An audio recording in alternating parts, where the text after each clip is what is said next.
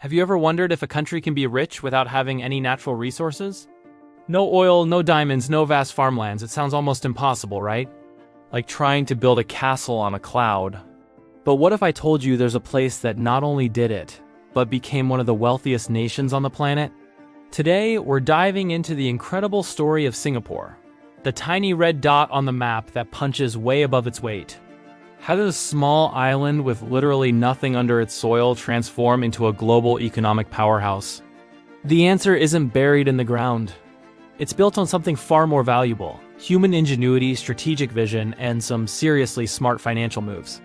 Stick around because this story is going to change the way you think about what it truly means to be rich. When Singapore gained independence in 1965, its future looked bleak.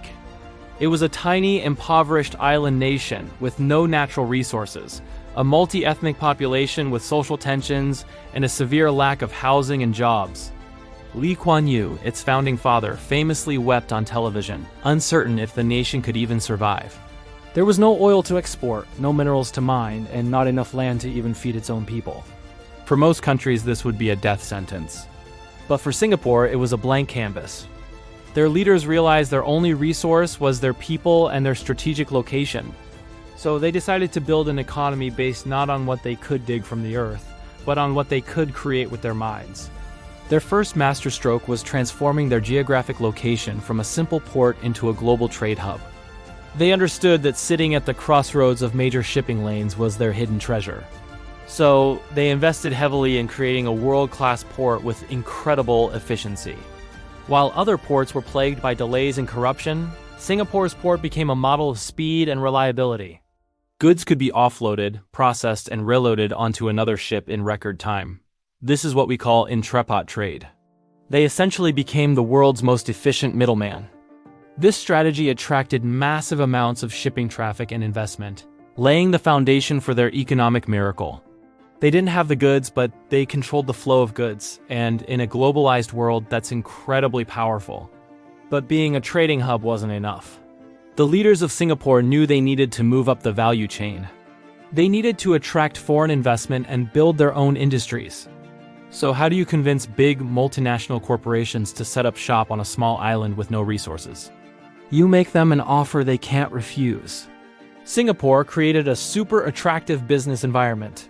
They established low corporate tax rates, created free trade zones, and guaranteed political stability and a rule of law that was second to none. They also understood the importance of a skilled workforce. So they heavily invested in education, focusing on science, technology, engineering, and mathematics.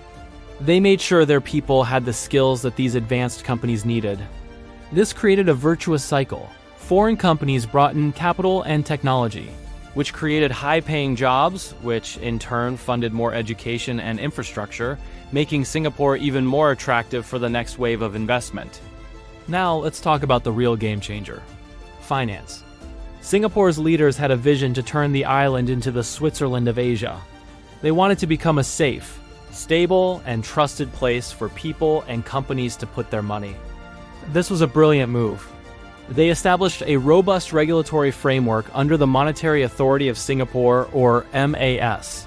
The MAS is like the country's central bank and financial regulator all rolled into one, and it's known for being incredibly strict, transparent, and forward-thinking.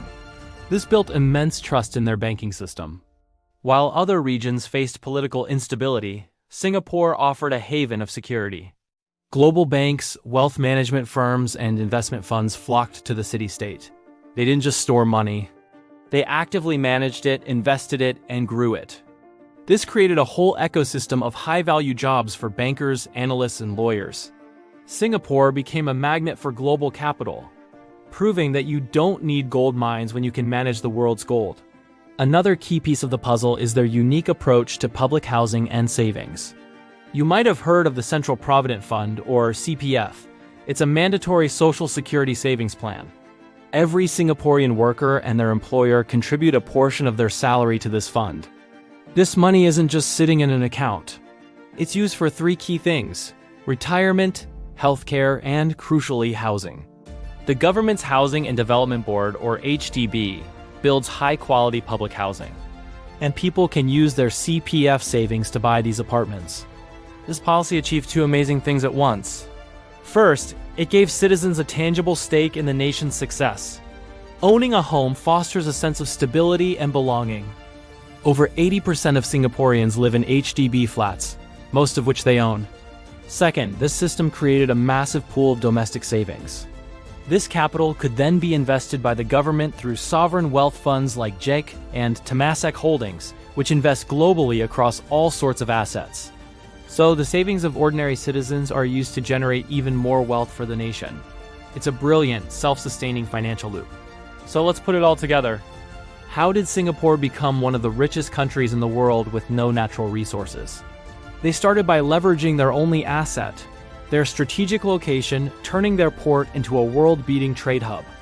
Then they created an irresistible business climate with low taxes, stability, and a highly skilled workforce to attract the world's best companies.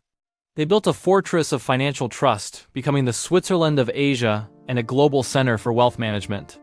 And finally, they created a unique system of forced savings through the CPF, which not only solved their housing crisis, but also created a massive war chest of capital to invest for the nation's future. It wasn't one single policy, but a combination of smart, long-term strategies, all executed with incredible discipline. They didn't find their wealth. They designed it, engineered it, and built it from scratch. The story of Singapore offers a powerful lesson for all of us, whether we're thinking about countries, companies, or even our own lives. It shows that our circumstances don't have to define our future. The most valuable resources aren't always the ones you can dig out of the ground. Sometimes they're the ones you cultivate in your mind. Education, discipline, integrity, and a clear vision for the future. Singapore traded dirt for data, oil for intellect, and commodities for capital. They proved that in the 21st century, the ultimate natural resource is the human mind. Their journey from a struggling island to a global metropolis is one of the most inspiring economic stories of our time. Thank you so much for watching. What do you find most impressive about Singapore's story?